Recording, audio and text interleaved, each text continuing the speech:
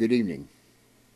First, I'd like to start by saying thank you for the show of support that I've received over the things I've been saying. I appreciate it. Thanks a lot. Now, on to something I commented on in the last video about China. And for those of you who question the veracity of the comments I made in terms of the dollar and China, let me read this to you. Dated Sunday, April 13th, 2008, by David Gutierrez. Natural News. Comments by China that it intends to move away from its reliance on the dollar triggered a sharp drop in the Dow Jones Industrial Average and heightened worldwide fears about the U.S. currency's stability. Chinese Central Bank Vice Director Zhu Jian said that his country is planning to shift much of its $1.4 trillion national currency reserve from dollars to more stable currencies, such as the euro or Canadian dollar. After these comments, the dollar fell to record lows relative to other currencies, the lowest ever against the euro, the lowest in a generation against the British pound, and the lowest in 57 years against the Canadian dollar. The big issue on any currency is if its rate of depreciation is so fast that it scares away all capital, and the announcement that we heard from China sort of feeds those fears, said Larry Smith, Chief Investment Officer at Third Wave Global Investors. China is the world's largest investor in U.S. Treasury bonds and securities. Let me repeat that. China is the world's largest investor in U.S. Treasury bonds and securities, holding more U.S. debt than any country but Japan. Because China's currency is linked to the dollar, the country also maintains a massive reserve of the currency. China maintains a massive reserve of U.S. dollars. But this policy had already begun to shift at the time of Zhu's comments. China has divested approximately 5% of its $400 billion holdings in the U.S. Treasury and established a $200 billion fund to help diversify its investments in equities and stocks around the world. We will favor stronger currencies over weaker ones and will readjust accordingly, said Cheng Shui, Vice Chairman of China's National People's Congress.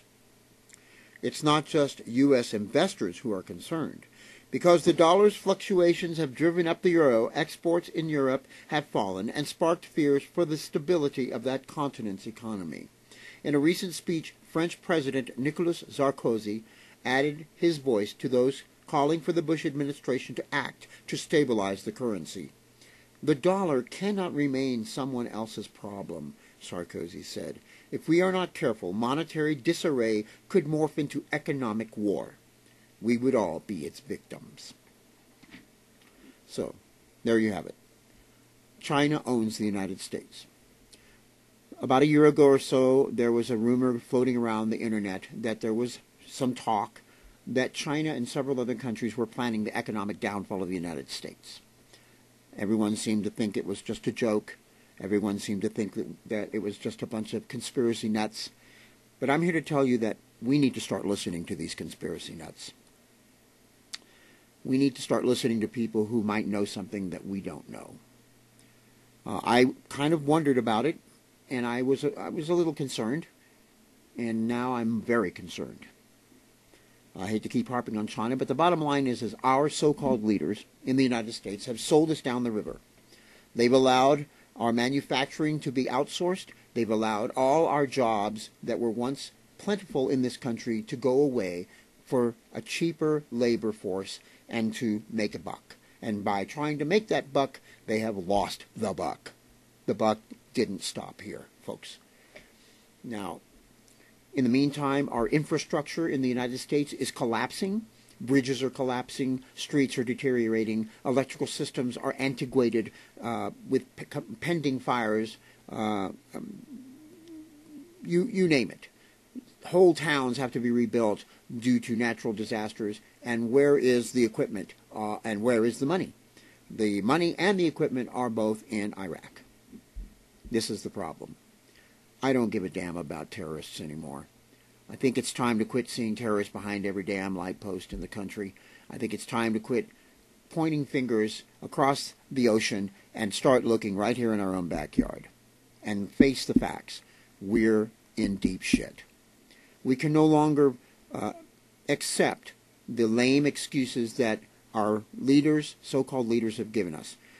There is no single person at this point in time, in my opinion, who is running for president that would make any difference. We would simply be led down the same little path that we have been led down at present.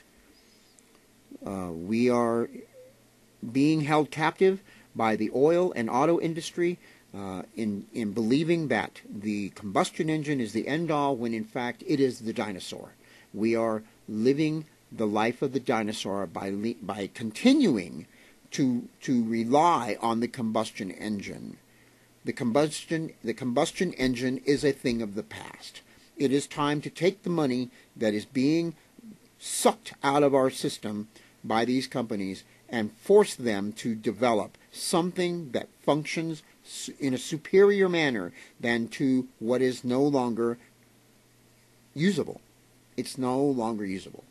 The combustion engine is a dinosaur, and we are held captive by it as long as we continue to believe it is the end-all.